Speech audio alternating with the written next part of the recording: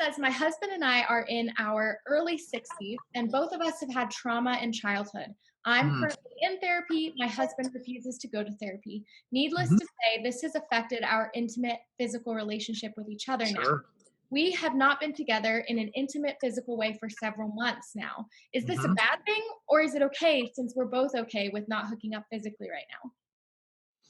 Yeah, I so appreciate the question, and man, I just feel my heart ache around the trauma and the difficulties that you guys have had as young persons, as well as the impact that that has had on your marriage and relationship with each other.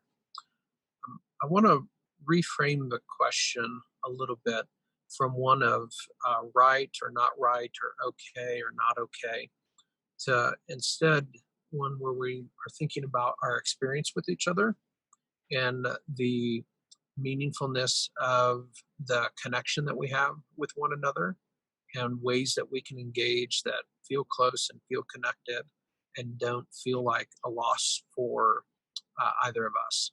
But there isn't like a defined right or wrong. This is how couples have to connect. This is how they have to experience connection with each other.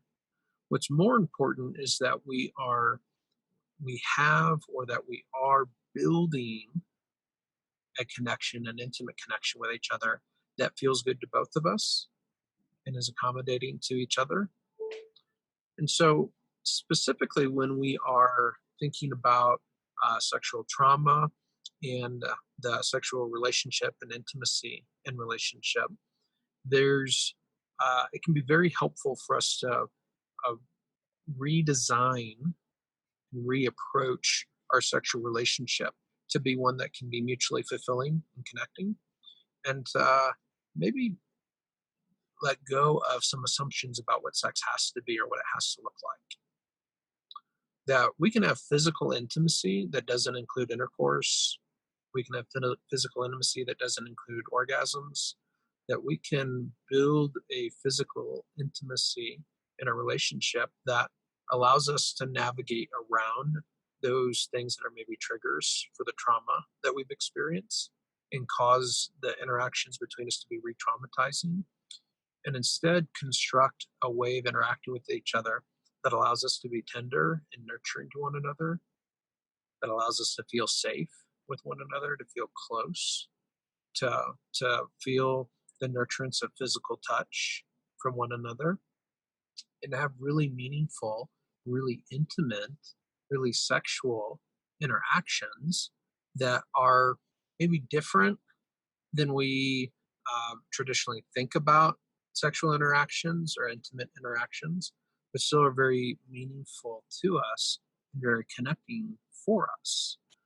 And when we can construct that and really learn to enjoy an intimate relationship like that, it creates a safety and a foundation and a context where we can explore how to find healing around other aspects of our sexual relationship that we might want to find healing in also. Yeah, yeah, that's great. I think even the point you mentioned about just like non-sexual physical touch and, Mhm, sexual, conversation and things like that. I think that mhm. that's a great tip, in this kind of situation. Yeah, there's some book resources that you can engage. Uh, it's okay if your husband isn't in a place that he's looking to engage therapy at this time. That can be it's a really vulnerable and can be really scary and difficult thing for someone to engage. But that doesn't mean that you can't. And it sounds like you are, and that in the context of your own therapy can begin to explore and construct for you what would a meaningful and safe relationship, physical intimacy look like for you, that you could feel good about and feel comfortable with and be able to give yourself to and enjoy with your husband.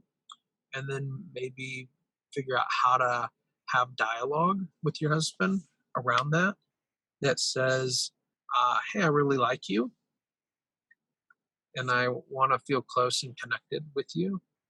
And I know you have some challenges and I have some challenges that get in the way of that.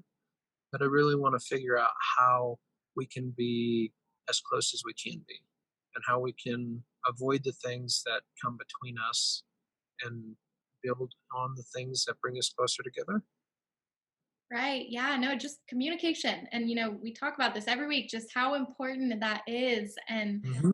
yeah, especially in a situation like this, just being, able and feeling safe to Hmm. communicate your heart and communicate your thoughts with your husband. Yeah. Yeah. It's vulnerable. It's scary.